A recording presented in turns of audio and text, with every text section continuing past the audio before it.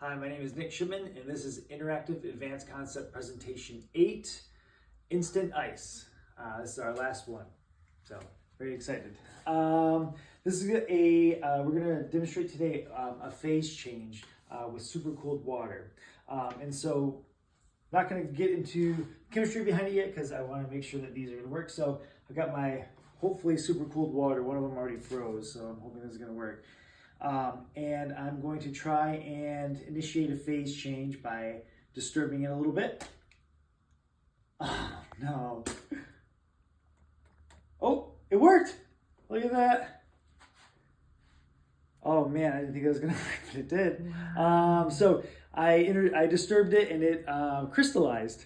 And it's kind of slushy. There's still a little liquid left, but there is definitely some crystalline structure in there. All right, sweet. Well, then I'm going to try and do the next one, which is where you pour it. Oh no! Oh, this one froze too. Okay. Well, I won't be able to do the rest of that. But I was going to try and pour it and do some other things. So I still Padawan when it comes to that. All right, so I'm just going to talk a little bit about phase change. So I did draw out our phase change diagram here. And just pointing out that our freezing point at 0 degrees Celsius is right here at 1 atmosphere pressure, and then our boiling point at 100, and our critical point at 373. And then we have our gas phase down here, our liquid phase here, and then our solid phase here. So we just went from a liquid to a solid. So why did that happen? This was cooled below freezing when I measured my chest freezers at -9 degrees Celsius. So why didn't that freeze just by itself while it was down there? Well, we supercooled it. So we took a pure substance and we cooled it below its freezing point.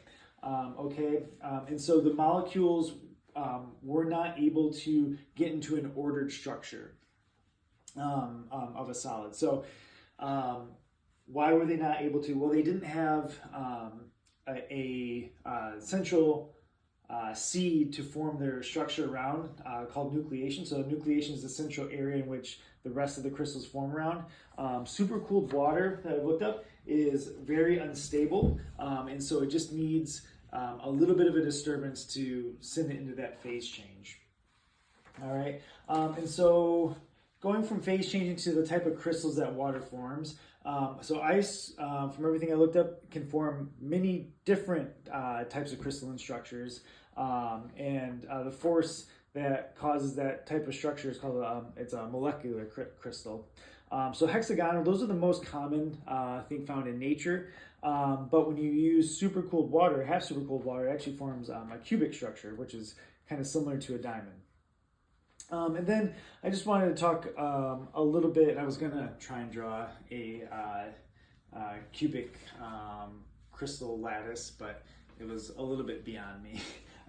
Couldn't quite figure it out. But then just talking about like our phase change to liquid and just like the type of energy that it takes, the price to go from our solid back to a liquid. So we have each of these are 500 grams. So just or 500 milliliters, which is 500 grams. So I just calculated out 500 grams over the molar mass of water, and that equals 27.75 moles. And you multiply that by 6.01, which is the molar heat of fusion for water, and you end up getting 166.8 kilojoules.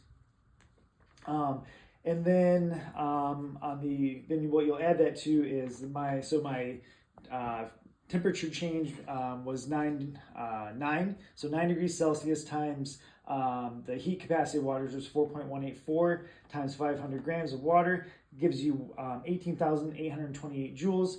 We'll go ahead and divide that by 1,000 to get kilojoules. So adding that together, it took 185.6 kilojoules of water to turn our ice back to liquid water. And that's all I have for my presentation. Thank you for a great semester, and I've learned a lot.